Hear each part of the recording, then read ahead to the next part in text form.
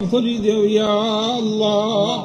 আয় আল্লাহ, আমরার পক্ষ থেকে এই মজলিসের পক্ষ থেকে লক্ষ লক্ষ কোটি কোটি দুরূদ আর সালাম মদিনায় তৈয়বাত পৌঁছাই দেও ইয়া আল্লাহ। আয় আল্লাহ, খাস করি আমরার বাংলাদেশের উপরে তোমার দয়া নজর বর্ষণ করো রে ইয়া আল্লাহ। আয় আল্লাহ, খাস করি আমরা মাননীয় প্রধানমন্ত্রীর উপরে আল্লাহ তোমার অসংখ্য গণিত রহমত বরকত শান্তি বর্ষণ করি দেও। আয় আল্লাহ, আমরা এই দেশের লাগি যারা আমরা ত্যাগ স্বীকার করছেন, আয় আল্লাহ যত মানুষ মারা গেছেন ইয়া আল্লাহ তামামের উপরে আল্লাহ জান্নাতুল ফেরদাউস নসিব করি দেও। আয় আল্লাহ, আমরা যারা দেশের লাগি আমরা খাটনি খাটছেন, আয় আল্লাহ তামামের উপরে আল্লাহ তোমার রহমত বর্ষণ করো। আয় আল্লাহ জননেত্রী শেখ হাসিনা শেখ রেহানার উপরে আল্লাহ তার খানদানের উপরে তোমার অসংখ্য গণিত রহমত বরকত শান্তি বর্ষণ করো, হায়াতে তৈয়বা দান করি দেও। আমরা মজলিস আমরা তামাম اللهم ربنا تقبل منا إنك أنت السميع العليم وتب علينا إنك أنت التواب الرحيم وأمري إلى الله إن الله بصير بالعباد. ধন্যবাদ সুধীমণ্ডলী। মাননীয় প্রধানমন্ত্রী আমাদের সাথে সংযুক্ত হয়েছেন।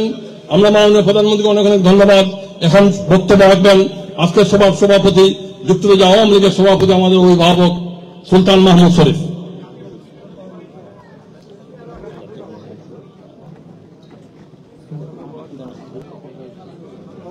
আসসালামু আলাইকুম, আদাব।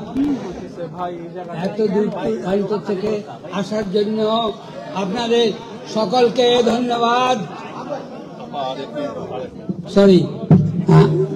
এখন মাইক কাছে এসেছে, আপনাদেরকে আবারও সালাম জানাই, আদাব জানাই, শুভেচ্ছা জানাই।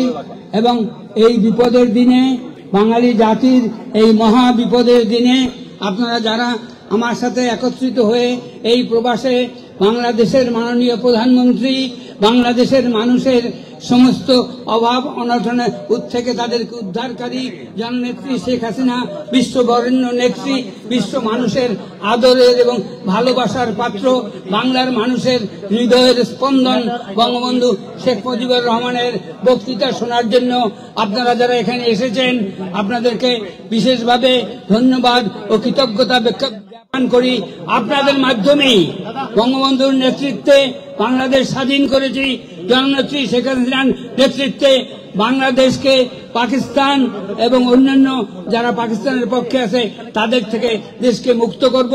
রাজাকার আলবদর আল শামস পাকিস্তানিদেরকে দেশ থেকে বিতাড়িত করব। এই বলে জননেত্রী শেখ হাসিনাকে এই আলোচনা সভায় অংশগ্রহণের জন্য আহ্বান জানিয়ে আমার বক্তব্য শেষ করছি। জননেত্রী শেখ হাসিনা আসার আগে জাতীয় সঙ্গীত গাইবেন। আসেন আমরা সবাই মিলে জাতীয় সঙ্গীত গাই। জয় বাংলা, জয় বঙ্গবন্ধু, জয় শেখ হাসিনা, জয় শেখ রেহানা, জয় বাংলাদেশের মানুষ। জয় বাংলা, জয় বঙ্গবন্ধু, জয় শেখ হাসিনা,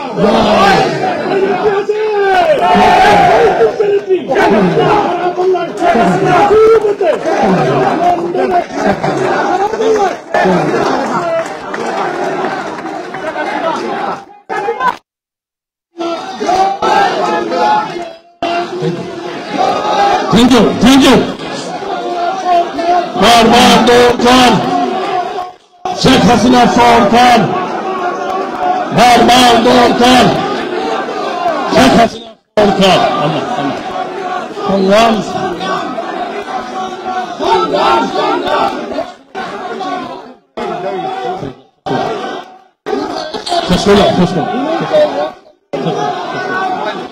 ধন্যবাদ।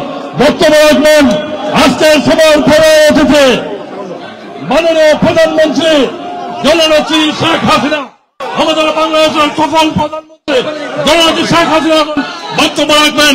আপনার প্লিজ মাননীয় প্রধানমন্ত্রী শেখ হাসিনা। অনেক ধন্যবাদ সবাইকে এই শুভেচ্ছা দেওয়ার জন্য। আর যারা একটা দৈনিক প্রাকৃতিক পরিবেশ তার মধ্যে সকলে উপস্থিত হয়েছে, সেই জন্য আপনাদের সবাইকে ধন্যবাদ জানাচ্ছি। আসসালামু আলাইকুম। আজকে আমরা সবাই যেগুলো আপনাদের সাথে কথা বলতে পারছি সেই জন্য সত্যি আমি খুব আনন্দিত। আমাদের বিজয়ের মাস ডিসেম্বর, আমি সবাই দেখতে পাবো বিজয়ের মাস, এই আমি আন্তরিক শুভেচ্ছা জানাই সবাইকে। আমরা অন্তত এটুকু বলতে পারি যে আজকে আমরা বিজয় দিবসকে এমন একটা পরিবেশে পালন করছি যেখানে মানুষের কথা বলার অধিকার নাই, ন্যায় বিচার করার অধিকার নাই, মৌলিক অধিকার থেকে মানুষ বঞ্চিত। এটাই হচ্ছে সবচেয়ে দুঃখের। আমাদের মহান নেতা জাতির পিতা বঙ্গবন্ধু শেখ মুজিবুর রহমানের নেতৃত্বে এই দেশ আমরা স্বাধীন করেছি। আমি জাতির পিতা বঙ্গবন্ধু শেখ মুজিবুর রহমানের প্রতি শ্রদ্ধা জানাচ্ছি। আমি শ্রদ্ধা জানাই জাতির চার নেতার প্রতি, ৩০ লক্ষ শহীদের প্রতি, ২ লক্ষ মা বোনের প্রতি। আমি আমাদের মুক্তিযোদ্ধাদের জানাই সশ্রদ্ধ সালাম। জনগণের ভোট ভারতের অধিকার, ভোটে ভারতের অধিকার আদায় করতে যেয়ে যারা জীবন দিয়েছেন তাদের আমি শ্রদ্ধার সাথে স্মরণ করি। 2024 সাল, এই সময় যারা আমাদের আওয়ামী লীগের হাজার হাজার নেতা কর্মীকে হত্যা করা হয়েছে, পুলিশ বাহিনীকে হত্যা করা হয়েছে, সংখ্যালঘুদের হত্যা করা হয়েছে, তাদের বাড়িঘর লুটপাট, মসজিদ, দরবার, দরগা শরীফ, মন্দির, গির্জা, প্যাগোডা ধ্বংস করা হয়েছে। আর আমাদের আওয়ামী লীগের সম্পূর্ণ জেলা, উপজেলা, ইউনিয়ন পর্যায় পর্যন্ত বাড়ি ঘর, ব্যবসা প্রতিষ্ঠান অগ্নিসংযোগ করা হয়েছে, প্রতিটি প্রতিষ্ঠানে অগ্নিসংযোগ করা হয়েছে, লুটপাট করা হয়েছে। আর এই থানাগুলিতে আগুন দেওয়া হয়েছে, পুড়িয়ে পুলিশ হত্যা করেছে। কাজে বর্তমান যারা শাহাদাত বরণ করেছে, যারা এই ধরনের ঘটনার শিকার হয়েছে, ছাত্র, শিক্ষক, আইনজীবী, সাংবাদিক, বুদ্ধিজীবী এবং আমাদের আওয়ামী লীগের নেতা কর্মী, পুলিশ বাহিনী সহ আনসার, বিডিপি যারা মৃত্যুবরণ করেছে, আমি তাদের সকলের আত্মার মাগফিরাত কামনা করি, পরিবারের প্রতি আমার সমবেদনা জানাই। আমি জাতীয় চার নেতার প্রতি শ্রদ্ধা জানাই। 15 আগস্ট বাঙালির জীবনটা কনকময় অধ্যায়। সেদিন হারিয়েছে আমি আমার বাবা, মা, ভাই সকলকে। আমার মা বেগম ফজিলাতুন্নেসা, আমার 3 ভাই কামাল জামাল রাসেল, কামাল জামালের নগর পরিচর্যা সুলতানা রুজি, আমার একমাত্র চাচা শেখ আবুল আছে, মুক্তিযোদ্ধা আমাদের শেখ ফজলত মরি, তার অন্তঃসত্ত্বা স্ত্রী আব্দুল সানিয়াবাদ, তার 13 বছর মেয়ে বেদি, 4 বছরের নাতি সুকান্ত, 10 বছরের ছেলে আরিফ, তার 72 পুত্র ভাই বোনের সহ 15 আগস্টে যারা শাহাদাত বরণ করেছেন, আমি তাদের আত্মার মাগফিরাত কামনা করি। আমার বাবার মিলিটারি সেক্রেটারি ব্রিগেডিয়ার জামিলউদ্দিন এবং পুলিশ অফিসার সিদ্দিকুর রহমানকে আমি শ্রদ্ধা জানাই। আজকে আমি আপনাদের সাথে কথা বলতে চেয়ে বারবার মনে পড়ছে যে বাংলাদেশের প্রতিটি অর্জনের সাথে আমাদের প্রবাসী বাঙালিদের অবদান রয়েছে। সে আগরতলা ষড়যন্ত্র মামলা থেকে জাতির পিতাকে মুক্ত করা থেকে শুরু করে আমাদের মহান মুক্তিযুদ্ধে, এবং সেই 2007 সালে যখন আমাকে দেশে ফিরতে বাধা দিয়েছিল তখনকার সরকার, সে সময়ও আপনাদের সকলের সহযোগিতা পেয়েছি। আজকেও যখন বাংলাদেশ অত্যন্ত একটা কঠিন সময়ের মধ্য দিয়ে যাচ্ছে, একটা ফ্যাসিস্ট সরকারের অধীনে বাংলাদেশের মানুষের মৌলিক অধিকার, বেঁচে থাকার অধিকার সবই হরণ করা হয়েছে। সারা বাংলাদেশ জ্বলছে, প্রতিটি প্রতিষ্ঠান আগুনে পোড়ানো। সেই অবস্থায়ও প্রবাসীরা আজকে নির্যাতিত নিপীড়িত মানুষের পাশে আছেন। আমি আপনাদের প্রতি কৃতজ্ঞতা জানাই। আন্তরিক ধন্যবাদ জানাই এই চরম দুঃসময় মানুষের পাশে দাঁড়ানোর জন্য। যে বাংলাদেশকে আমরা গড়ে তুলেছিলাম জাতির পিতা স্বপ্নের বাংলাদেশ হিসেবে, ক্ষুধা দারিদ্র্যমুক্ত বাংলাদেশ হিসেবে, অর্থনৈতিক ভাবে বাংলাদেশ উন্নত হয়েছিল, কিন্তু আজকে আমরা দেখি যে একে একে সব ধ্বংস করা হয়েছে। আজকে এমন একটা সরকার ক্ষমতায় যাদের হাতে এদেশে 30 লক্ষ মানুষ শহীদ হয়েছে, আমাদের বুদ্ধিজীবীদের হত্যা করা হয়েছে। এই 14 ডিসেম্বর বুদ্ধিজীবী হত্যা দিবস, সেই সময় ওই নিজামী, মুজাহিদ থেকে শুরু করে এরা তো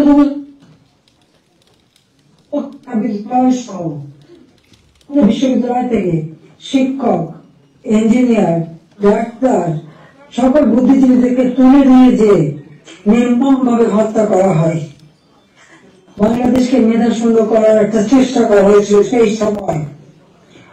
একদিকে পাকিস্তানি হানাদার বাহিনী, তাদের গণহত্যা, আর সেই সাথে সাথে এই আলবদর রাজাকার আল-শামস বাহিনী বানিয়ে আমাদের একদিকে গণহত্যা, পাকিস্তানি হানাদার বাহিনীকে সহযোগিতা করা, অপরদিকে বুদ্ধিজীবীদের হত্যা করেছিল, যারা সেই ডিসেম্বর মাসের 14 তারিখ মানে 10 তারিখ থেকে 14 তারিখ পর্যন্ত কয়েক শত বুদ্ধিজীবীকে নির্মম ভাবে হত্যা করে। আমি তাদেরও হত্যার শান্তি কামনা করি, কামনা করি।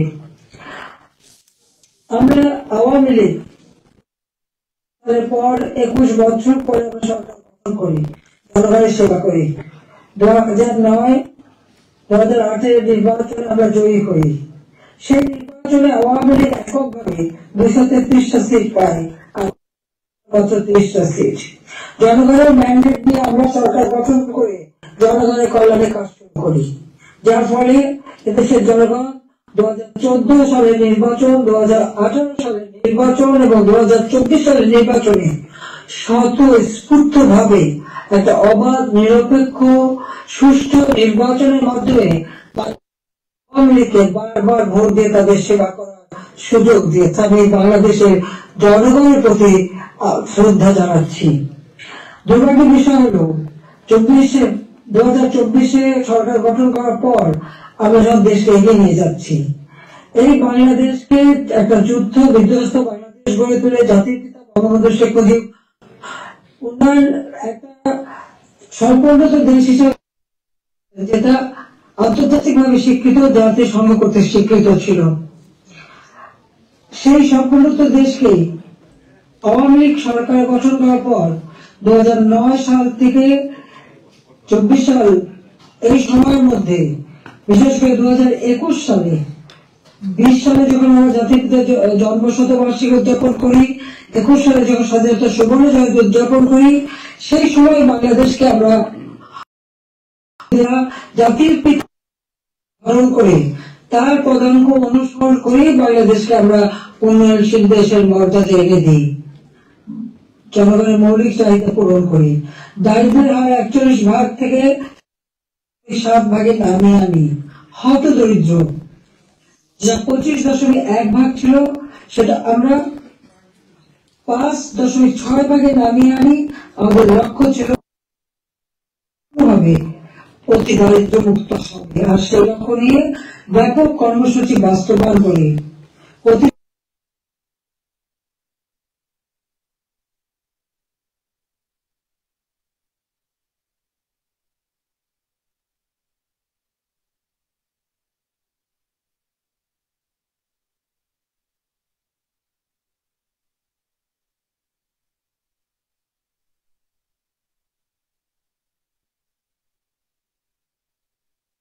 পারিবারিক কার্ড আমরা তৈরি করে দিই টিসিবির মাধ্যমে, যাতে যারা সীমিত আয়ের মধ্যে চলতে হয়, তাদের জন্য এই দ্রব্যমূল্যের উচ্চ মূল্যে তারা যেন কোনো মধ্যে কষ্ট না পায়, সেদিকে লক্ষ্য রেখে আমরা সেই পদক্ষেপ নিয়েছিলাম।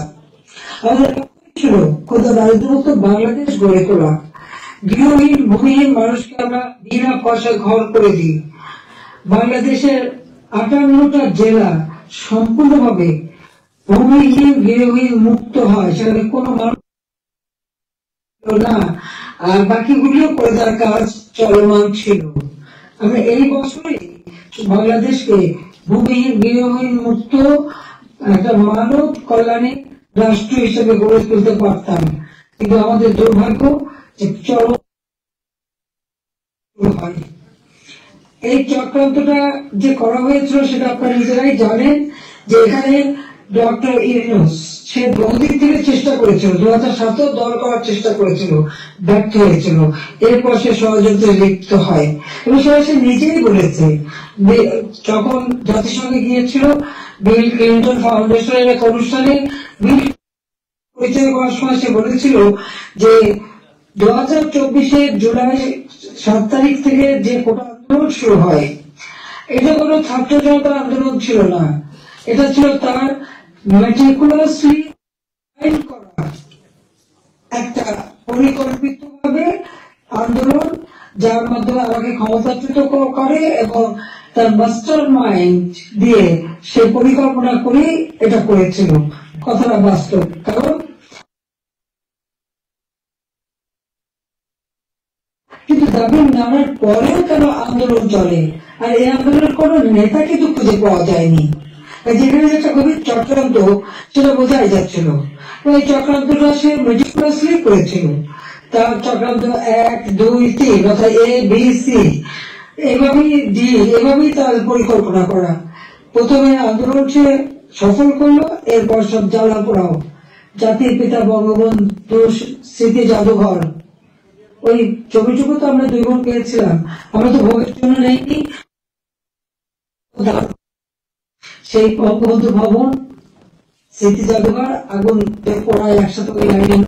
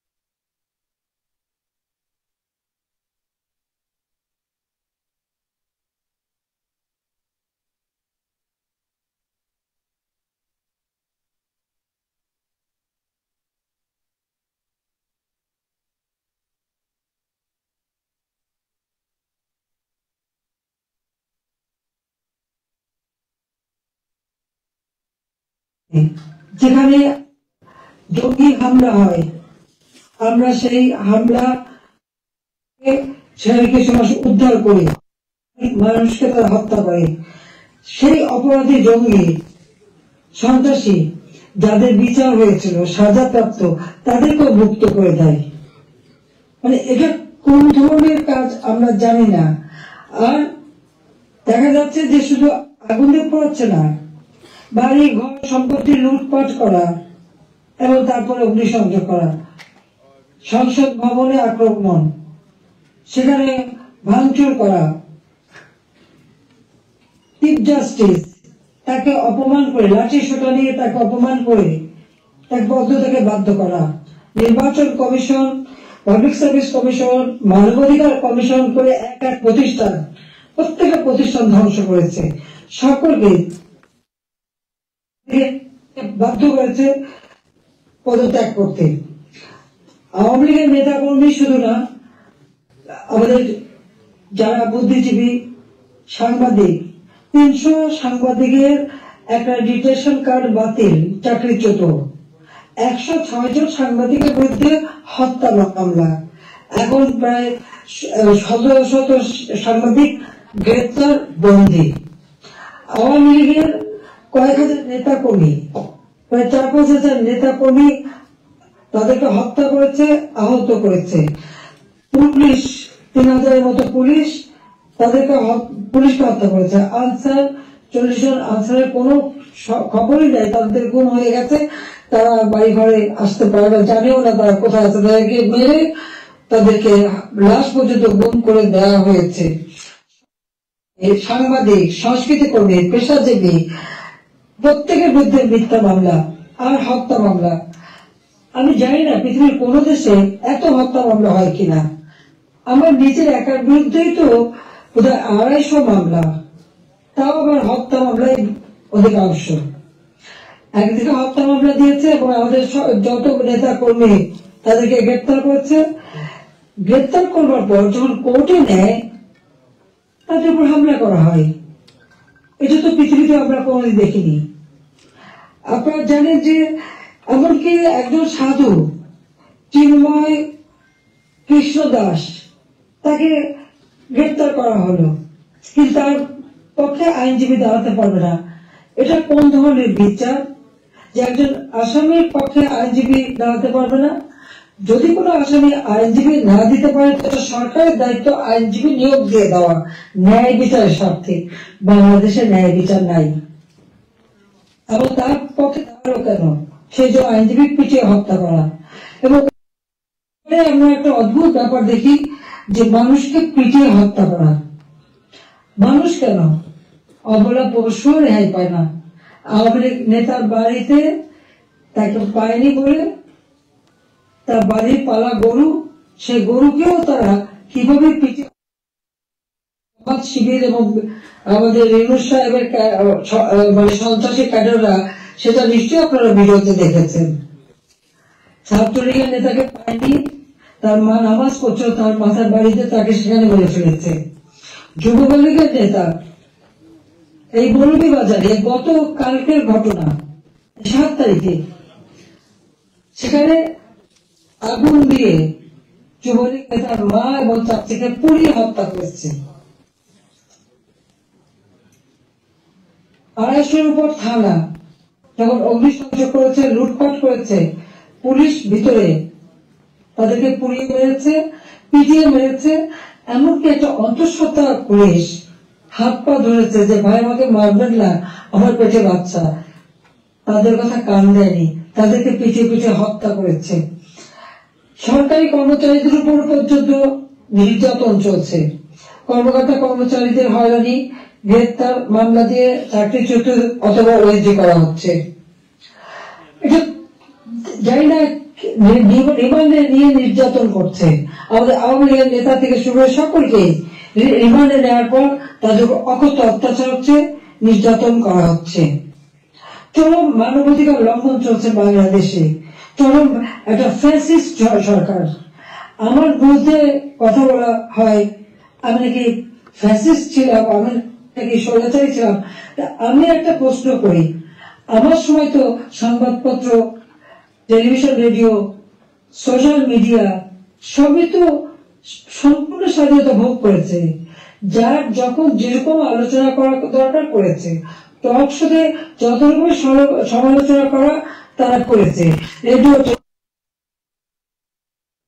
এখন তো তারা কোনো নিউজ দিতে পারে না। প্রত্যেক জায়গায় এনওসির ওই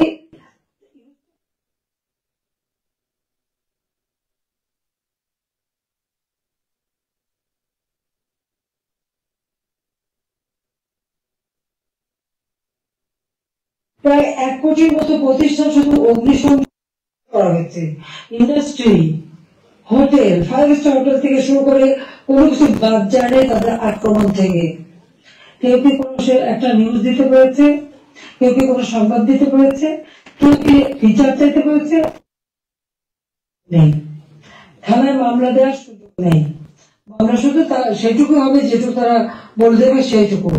ন্যায় বিচার পাওয়ার অধিকার মানুষের নাই। উচ্চ আদালত থেকে শুরু করে সর্বক্ষেত্রে দলীয়করণ, চরম ভাবে দলীয়করণ বলছে। বৈষম্য বিরোধী আন্দোলন, এখন তো দেখা যায় সব জায়গায় বৈষম্য সৃষ্টি করা হচ্ছে।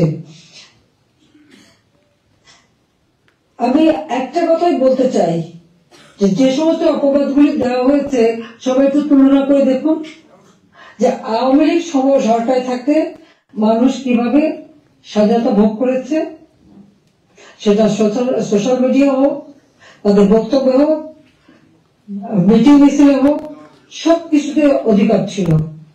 আমরা তো সেখানে হস্তক্ষেপ করিনি।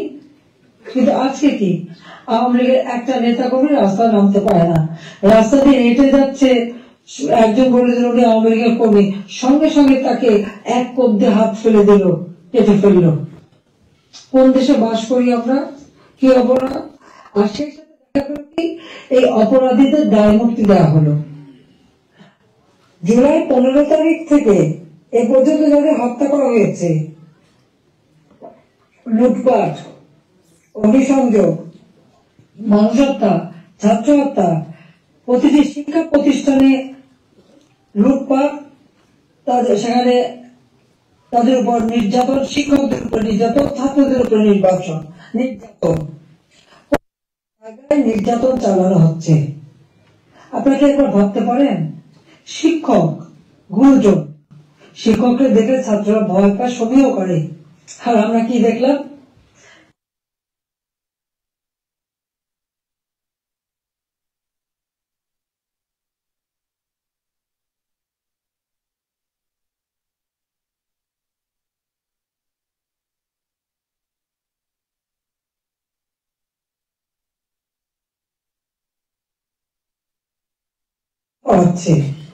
গালে থাপ্পড় মারছে। এটা কোন ধরনের আচরণ? এই কোমলমতি শিক্ষক ছাত্রছাত্রীদের শেখানো, এটা ভবিষ্যতে কোনদিন বলে বসবে তুমি রিজাইন করো, যেমন শিক্ষকদের রিজাইন করেছে। কোনদিন বাকি বলবে তুমি আমার মা, তুমি রিজাইন করো, সেটাই হয়তো বলে বসবে। এটা কি অভিভাবকরা দেখে না? এটা কি ধরনের এই জাতিকে কিভাবে গড়ে তুলছে, সেটাই আমার প্রশ্ন। আমরা তো শিক্ষা দীক্ষা সব দিক থেকে সুযোগ করে দিয়েছি, আমরা শিক্ষা বৃত্তি দিয়েছি, বয়স্ক ভাতা, বিধবা ভাতা, প্রতিবন্ধী ভাতা, মুক্তিযোদ্ধা ভাতা দিয়েছি, সব বন্ধ।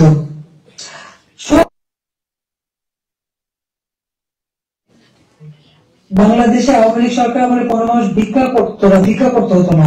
হ্যাঁ, কিছু প্রফেশন ভিক্ষারি ছিল, সেটা আলাদা, কিন্তু মানুষকে তো ওইভাবে খাবারের জন্য হাহাকার করতে হতো না। মানুষরা তো 3 বেলা খাবার পাচ্ছিল, আজকে সেটাও পায় না। আপনারা দেখেন গরিব মানুষগুলো দিন মজুর কাজ পায় না, বেকারত্ব বেড়ে যাচ্ছে, যুবক আমরা করেছি, আমরা ট্রেনিং দিচ্ছি, কম্পিউটার ট্রেনিং এবং ইনকিউবেশন সেন্টার করে দিয়েছি, হাইটেক পার্ক করেছি, বঙ্গবন্ধু স্যাটেলাইট উৎক্ষেপণ করেছি, কর্মসংস্থান গ্রাম পর্যায়ে পর্যন্ত ওয়াইফাই কানেকশন, ব্রডব্যান্ড কানেকশন আমরা দিয়েছি, মানুষ কাজ করে খেতে পারে, ট্রেনিং দিচ্ছি। আর এখন বিদ্যুৎ নাই, কেউ কাজ করতে পারে না, প্রত্যেকটা গ্রামকে শহরে রূপান্তর করেছি, আমরা রাস্তাঘাট ব্রিজ সব করেছি। এখনো বলে এই বড় বড় মেগা প্রজেক্ট, এটা দুর্নীতি খুঁজবে। হ্যাঁ, আমি চ্যালেঞ্জ দিচ্ছি, দুর্নীতি খুঁজে বের করুক। মানি লন্ডারিংয়ের কথা কমিটি বানিয়েছে, তারা বলে দিল অর্থনীতির বিষয়ে। আমার প্রশ্ন, মানি লন্ডারিং এর খোঁজ করবেন, সবার আগে ওই ইউনুসের মানি লন্ডারিং এর খোঁজটা করুন। কত টাকা পাচার করেছে গ্রামীণ ব্যাংকে, কত টাকা পাচার করেছে গ্রামীণ ফোনে, আগে সেই হিসাবটা বের করেন। তার যে দুর্নীতির মামলা হয়েছে, তাদেরকেও পদত্যাগে বাধ্য করে দলীয়করণ করা হয়েছে, আর সেই দুর্নীতির মামলা সব মামলা প্রত্যাহার করে নেওয়া হয়েছে। 666 কোটি টাকা ট্যাক্স, কত সম্পদের মালিক যে এত টাকা ট্যাক্স হয়, সেই ট্যাক্সও তার দেওয়া লাগবে না, সেটাও মাফ করিয়ে নিয়ে নিজের দুর্নীতি মামলা প্রত্যাহার করে নিয়ে অন্যের দুর্নীতি খুঁজতে যাওয়া আর অন্যকে ট্যাক্স দেওয়ার জন্য আবেদন করা, এটা কোন ধরনের মানসিকতার, কোন ধরনের খেলা? বা এটা তো জাতির সাথে তামাশা করা, সেটা তো তামাশা করছে, এটাই আমার মনে হচ্ছে। বঞ্চিত, আজকে মানুষের পেটে খাবার নেই, আজকে চারিদিকে হাহাকার, মানুষের কথা বলার অধিকার নেই, রাজনীতি করার অধিকার নেই। আমাদের আওয়ামী লীগ কোন অপরাধ করেছে? বাংলাদেশের মানুষের যতটুকু অর্জন আওয়ামী লীগের হাত দিয়ে। সেই বাংলা ভাষায় কথা বলার অধিকার থেকে শুরু করে স্বাধীনতা অর্জন, বিজয় অর্জন, এই বিজয় অর্জন সবই আওয়ামী লীগের হাত ধরে। বাংলাদেশে কি একটা যুদ্ধ বিধ্বস্ত দেশ, একটি প্রদেশকে রাষ্ট্রে উন্নীত করা, এটাও আওয়ামী লীগের দ্বারা।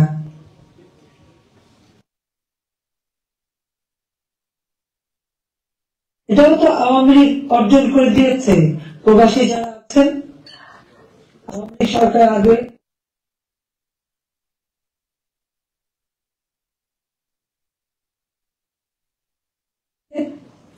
কিভাবে মানুষ তো করুণার চোখে দেখতো। জাতিপিতা বলেছিলেন ভিক্ষুক জাতির কোনো ইজ্জত থাকে না। আমরা ভিক্ষুক জাতি হতে চাইনি, আত্মমর্যাদাশীল জাতি হিসেবে বাংলাদেশকে করতে চেয়েছিলাম, আর সেভাবে গড়েছিলাম। আপনারা নিজে একবার চিন্তা করে দেখেন, আমি সরকারে থাকতে বাংলাদেশ শুনলে কি বলতো, পৃথিবীর বাংলাদেশ উন্নয়নশীল দেশ, বাংলাদেশ একটা উন্নয়নের মডেল, বাংলাদেশের উন্নয়ন একটা বিস্ময়। দেশের মানুষ যেখানে যেত মর্যাদা পেত। আমরা নিজস্ব অর্থায়নে পদ্মা সেতু নির্মাণ করে বাংলাদেশকে দেখিয়ে দিয়ে এবং সারা বিশ্বকে দেখিয়েছি বাংলাদেশ পারে, অসাধ্য সাধন করতে পারে, সেটা আমরা দেখিয়েছিলাম। কিন্তু আজকে যিনি পদ্মা সেতু টাকা বন্ধ করেছিলেন, একটা এমডি পদে থাকতে পারেননি বলে সরকার বোধহয় মামলা করে হেরে গিয়েছিল, অর্থ আত্মসাৎ করে সেই টাকা দুর্নীতি করে লেবার কোর্টের মামলায় সাজাপ্রাপ্ত লেবার কোর্টে তার সাজা হওয়ার পর সে যখন জামিনে আবেদন কিন্তু জামিন পেয়েছিল, সরকারের পক্ষ থেকে তো বাধা দেওয়া হয়নি। কিন্তু আজকে দেখেন আপনারা, হাজার হাজার আওয়ামী লীগের নেতা কর্মী প্রায় 30,000-এর মতো মামলা দিয়েছে। সব মামলা বেশিরভাগ হলো, 90% হলো হত্যা মামলা, কেউ জামিন পাবে না। সে তো সাজা পেয়েও জামিন পেয়েছিল আওয়ামী লীগ সরকারের আমলে। সে নিজে একটু ভেবে দেখুক, আপনারাও বিচার করে দেখেন। আমি বিশ্বের সবাইকে বলতে আপনারাও বিচার করেন। কই আওয়ামী লীগ তো বাধা দেয়নি কোনো, সকলে আছে। কোর্ট সম্পূর্ণ স্বাধীন ছিল, বিচার বিভাগ স্বাধীন ছিল, কাজে সেখানে মানুষ এই স্বাধীনতা ভোগ করেছে। কিন্তু আজকে তারা নাকি স্বাধীন করেছে দেশ, চলার স্বাধীনতা নেই, ঘরে শান্তিতে ঘুমানোর উপায় নেই, চুরি ডাকাতি যে কোনো সময় আপনার ঘর ঢুকতে পারে, যে কোনো সময় আপনার খোঁজ খবর নিতে, তদন্ত করবে ইত্যাদি। কাদের কে হুকুম দিচ্ছে তার কোনো ঠিকানা নেই। কতগুলি লাঠি হাতে নিয়ে আপনার ঘরে ঢুকে গেল, অস্ত্র হাতে নিয়ে ঢুকে গেল, অমনি সেখানে ডাকাতি করলো, চুরি করলো, চলে আসলো। আপনি কার কাছে বিচার চাইবেন? কার কাছে বিচার চাইবেন? কোনো বিচার চাওয়ার অধিকার নাই, ন্যায় বিচারের কোনো অধিকার নেই। এমন একটা দুর্বিষহ অবস্থা, আজকে সমস্ত জিনিসের দাম বেড়ে যাচ্ছে। আমাদের কথা অত্যন্ত স্পষ্ট, যারা নির্বাচিত জনপ্রতিনিধি আইন করে নির্বাচন কমিশন গঠন করে নির্বাচনগুলি হয়েছে, স্থানীয় সরকার নির্বাচন, জেলা পরিষদ, উপজেলা পরিষদ, ইউনিয়ন পরিষদ, সমস্ত নির্বাচিত প্রতিনিধিরা তাদেরকে এক কলমের খোঁচায় তাদেরকে সরিয়ে দেওয়া হয়েছে, বাড়ি পাঠিয়ে দেওয়া হয়েছে। কেন? তারা তো নির্বাচিত হয়ে মানুষের পাশেই দাঁড়াতো। ঘূর্ণিঝড় গেল, বন্যা গেল, কই কেউ তো যারা এই বন্যায় ক্ষতিগ্রস্ত, ঝড়ে ক্ষতিগ্রস্ত, তাদের পাশে থেকে দাঁড়ায়নি। তাদের নাম করে টাকা তুলেছে, হাজার কোটি টাকা রিলিফ সংগ্রহ করেছে, কিন্তু কত মানুষকে সাহায্য করেছে। আজকে যদি স্থানীয় সরকারের প্রতিনিধিরা থাকতো, এই জনপ্রতিনিধি তো মানুষের পাশে দাঁড়াতো, কিন্তু সেটা দাঁড়াতে পারেনি। আমাদের কথা খুব স্পষ্ট, এক কলমের কোথায় জনগণের ভোটে নির্বাচিত প্রতিনিধিদের সেই বিদায় দেওয়া, এটা জনগণকে অপমান করা, ভোটারকে অপমান করা। কাজে তাদেরকে আবার স্বস্থানে স্থান করে দিতে হবে। সরকারি কর্মকর্তা কর্মচারী তাদের হয়রানি বন্ধ করতে হবে, গ্রেপ্তার বন্ধ করতে হবে, মামলা থেকে তাদের রেহাই দিতে হবে, চাকরিচ্যুতি করা হলে, বহিষ্কৃত করা হলে তাদের পুনরায় কাজের ব্যবস্থা করতে হবে। আওয়ামী লীগ সহ সমস্ত রাজনৈতিক নেতা কর্মী, ব্যবসায়ী, সাংবাদিক, সাংস্কৃতিক কর্মী, পেশাজীবী, শিক্ষক যাদেরকে গ্রেপ্তার করা হয়েছে, মিথ্যা মামলা দেওয়া হয়েছে, সকল মিথ্যা মামলা প্রত্যাহার করতে হবে এবং সকল বন্দীদের মুক্তি দিতে হবে। সেই সাথে সাথে দায় মুক্তি দেওয়া হয়েছে।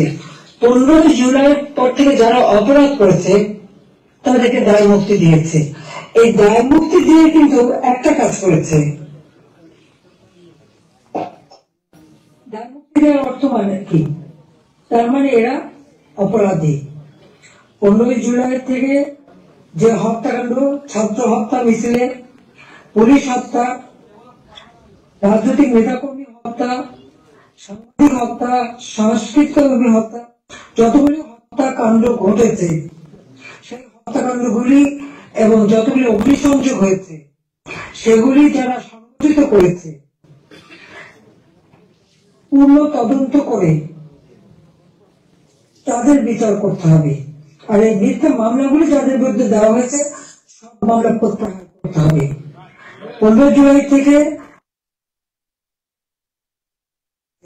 এই দায় মুক্তি দেওয়ার কোন অধিকার নেই, তাদের বিচার করতে হবে। কারণ দায় মুক্তি দিয়ে আমাদের মাস্টার মাইন্ড খনি ইউনূস সাহেব এটাই প্রমাণ করেছে যে এরা সব অপরাধী, এই সমস্ত অপরাধ তারা করেছে। একই সাথে মিছিল করেছে, ক্লোজ রেঞ্জে গুলি করা হয়েছে, মানুষ মারা হয়েছে। আবু সাঈদের হত্যাকাণ্ড, মুগ্ধের হত্যাকাণ্ড, সব হত্যাকাণ্ডের জন্য কিন্তু এই মাস্টার মাইন্ডেরই দায়ী। কারণ তারাই এই হত্যাকাণ্ড ঘটিয়েছিল, কারণ লাশ পেলেও সরকার পড়ে যাবে। হ্যাঁ, আমি যদি আরো শক্তি প্রয়োগ করতাম অনেক লাশ পড়তো, আমি সরে আসতাম না। কিন্তু আমি তো লাশের উপর লাশ পেতে চাইনি। আমি তো চাইনি মানুষ আরো জীবন দিক, কারণ আমি তো স্পষ্ট দেখতে পাচ্ছি যে পরিকল্পিতভাবে হত্যা হচ্ছে। পুলিশকে খামাখা দোষারোপ দিচ্ছে, পুলিশকে তো রাবার বুলেট ব্যবহার করেছে এবং যখন পুলিশকে মেরে ঝুলানো হয়েছে তখন তারা তাদের জীবন বাঁচাতে চেষ্টা করেছে। এটা কিন্তু একটা ইউনিভার্সাল সিস্টেম, এটা বিশ্বব্যাপী, তাদেরও আত্মরক্ষার সুযোগ আছে। কিন্তু যারা এভাবে পিটিয়ে পিটিয়ে হত্যা করলো, যারা আগুন জ্বালিয়ে দিয়ে পুড়িয়ে হত্যা করলো, তাদের বিচার কেন হবে না? যারা ঘরে ঘরে যে লুটপাট করলো, আগুন দিল, এমপি হোস্টেল, সংসদ ভবন, সেগুলি এরা ভাঙচুর করেছে। প্রত্যেকটা এমপি হোস্টেলের রুম তারা লুটপাট করেছে, তারা ভেঙে ভেঙে প্রথমে চুরি করেছে, লুটপাট করেছে, ছাত্র আমদানি, তারপরে সেখান থেকে পরে পুলিশে দিয়েছে। প্রত্যেকটা বাড়ি বাড়ি যে হামলা, আমাদের তো কিছুই নেই। গণভবন লুটপাট, আমি তো গণভবন ছেড়ে দিয়ে আসছি। আমরা দেখলাম ইউনূস সাহেব নিজেই তার সমন্বয়কদের নিয়ে চলে গেছেন গণভবনে, কাজে লুটপাটের কিছু ভাগ বটরা নেওয়ার জন্য। উনিও সেই লুটপাট করেছেন। কাজে লুটেরা এখন দেশ লুট করছে। শেয়ার মার্কেটে লক্ষ কোটি টাকা পাচার হয়ে গেল, কোথায় গেল টাকা? ব্যাংকগুলি এক এক করে সব বসে যাচ্ছে। কেন? অর্থনীতিকে এভাবে কেন ধ্বংস করলো? যেখানে মাথা পিছু আয় আমরা বাড়িয়েছিলাম, আমরা আজকে আন্তর্জাতিকভাবে স্বীকৃত যে বাংলাদেশ উন্নত হচ্ছে, 35তম অর্থনীতির দেশ। আমাদের লক্ষ্য ছিল আমরা প্রকৃতপক্ষে 25তম আমরা করে ফেলেছিলাম। আমরা আরো উন্নত করতাম। 26 সালের মধ্যে বাংলাদেশ আরো এগিয়ে যেত। 41 সালের মধ্যে বাংলাদেশকে আমরা একটা আধুনিক